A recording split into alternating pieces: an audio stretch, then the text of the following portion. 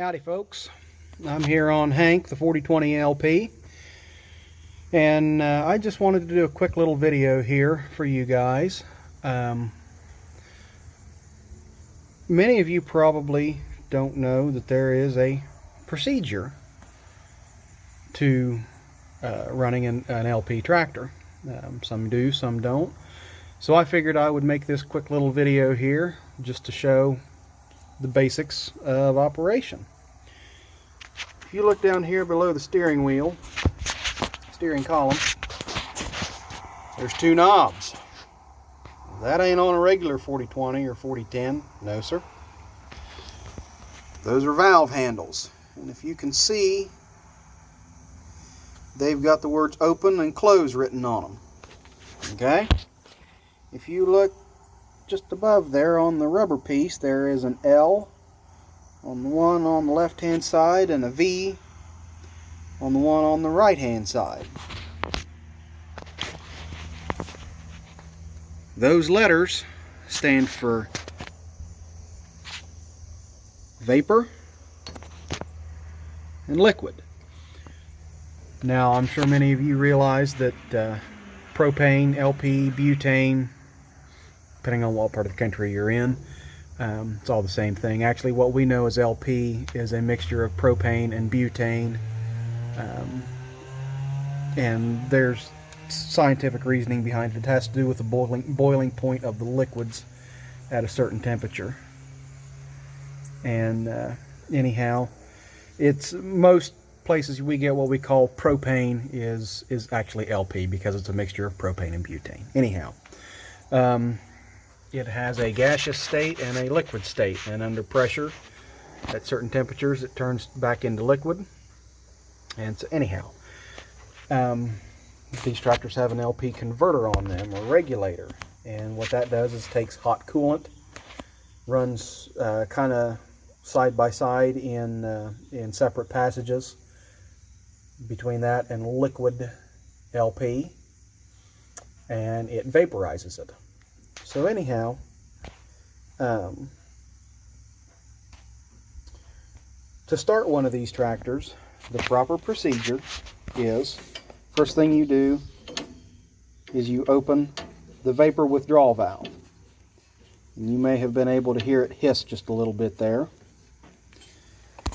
That's the vapor going from the tank to the regulator.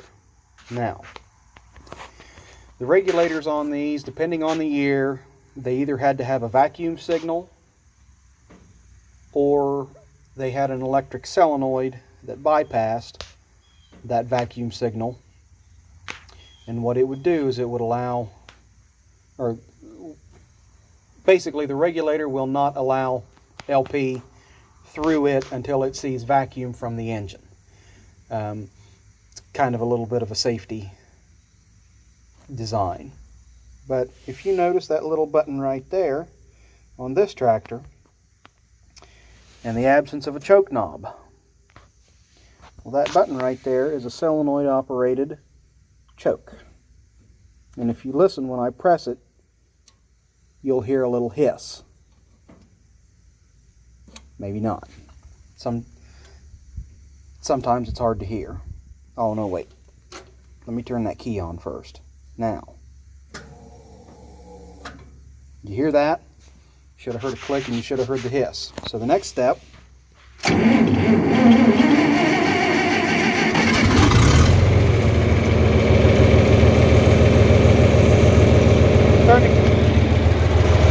turn the key and crank it up. Now, I gave it a little bit too strong of a dose, so it was a little bit flooded, and I could tell that by the smell. Okay, so now you're up and running. You're running on vapor. For most light tasks, that's just fine. You can run on vapor all day long. However, for heavy work, once the engine temperature gets up a little bit, then you open the liquid valve. And that sends the liquid propane through the converter.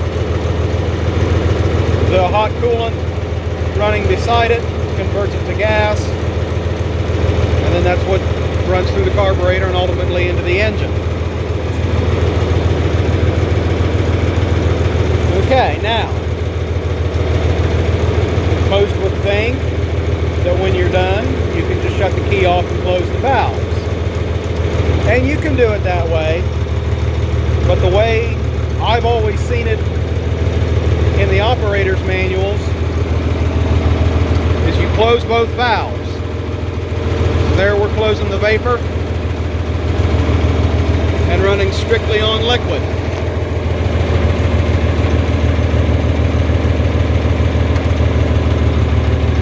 Now the liquid valve is closed.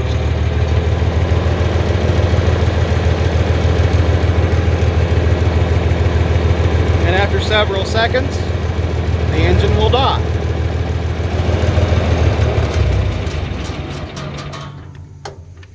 And then, turn the key off.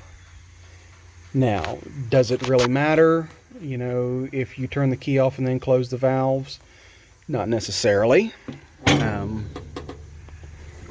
Let me see if I can show you some of the LP components on this tractor.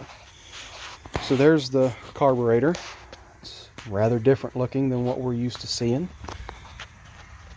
Right up there is the regulator converter.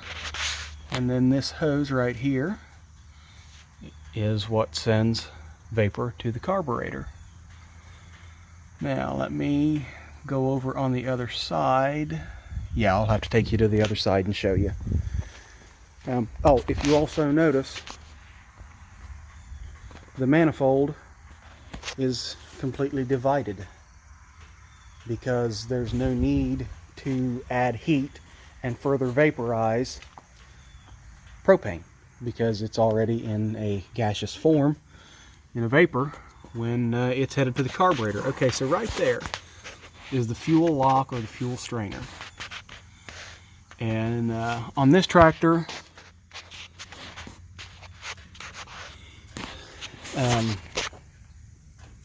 if you listen, you hear that click? That is the fuel solenoid opening. So there are actually three, but there are actually two in parallel. There are three safeguards against propane leak. The liquid and vapor withdrawal valves are one stage, and then the second stage is the lock strainer, and inside that is a solenoid that up there at the top you see is a solenoid that controls the fuel flow. It's just a binary. It's on and off. It doesn't do any metering there. It's just on or off. And then it also has a strainer in there, and you need that when you're running liquid, just the same reason you need a fuel filter on a diesel or gasoline engine. You know, even though propane, LP, butane is a much cleaner fuel source, the possibility of contamination still exists. And another thing too is the methyl mercaptan, which is the stink agent that they put in it, so that when it leaks you can smell it. Yeah, propane, LP, butane does not have a natural smell of its own. They actually add that into it so that the nose can detect a gas leak. There's the fill valves. The bottom one is liquid fill.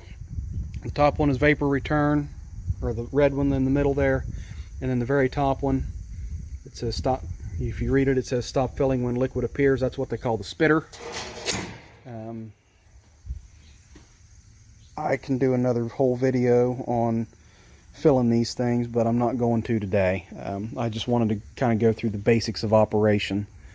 You know, I mean, as you can tell, that carburetor right there is completely different from, you know, any gasoline carburetor. That linkage right there you see, it works with the governor and the butterfly. Well, that right there, this arm is connected to the metering valve.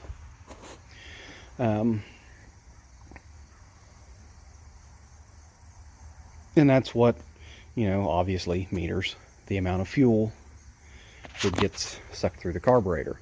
No float bowl, no lines going to it except for this one, which that is a fuel line. And if you notice, it's a hell of a lot bigger than any gasoline fuel line. Yeah, because all that's coming through here is vapor.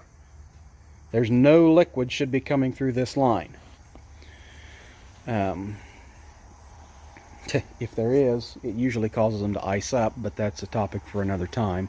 And this one has iced up a couple times on us. They were just kind of fluke occurrences, and in my little world here, once is a fluke, twice is a coincidence, 3 times is a pattern, and you got a problem. But anyhow, again, I rambled on way too long. I'm sorry. I just wanted to go through the basics of an LP tractor operation. So just as a quick recap from here on the ground, to start them, open the vapor valve. On this particular tractor, turn the key on, push the choke button. Well, I call it the choke button. I don't think that's its actual name. On one that doesn't have this setup, you pull the choke knob out because the regulator converter has to see a vacuum signal before it will let propane flow. Twist the key on over to start, and as soon as it starts, you either shove the choke knob in or let go of the choke button, and then you run it on vapor. You let it warm up a little bit, and then you open the liquid valve, and then that's, all the operator's manuals say you're supposed to run on liquid all the time once the tractor's warm. You can get away with running it on vapor. I mean, I think when Dad planted with this tractor, it ran on vapor the whole time. Don't quote me on that, but anyhow. And then when you're done with the tractor for the day, you close off both valves. Obviously, if you're just stopping for a few minutes, just, I don't know, get off, grab something, whatever. Yeah, you can shut it off with the key and you'll be fine. And then crank it back up with the key and continue right on. That's kind of the other purpose of the lock strainer. But anyhow, when you're done for the day, you close off both valves, you let it burn out, turn the switch off, and that's it. All right, hopefully somewhere within that 13 minutes, you got the basic gist of what we're getting at here, and I will leave you with this shot. Don't pay any attention to that red combine back there. It's not ours. That's another story in and of itself. Anyhow, all right, thanks for watching. Appreciate it. If you got any questions, drop them below in the comments, and we'll go from there. Thanks again. Appreciate you.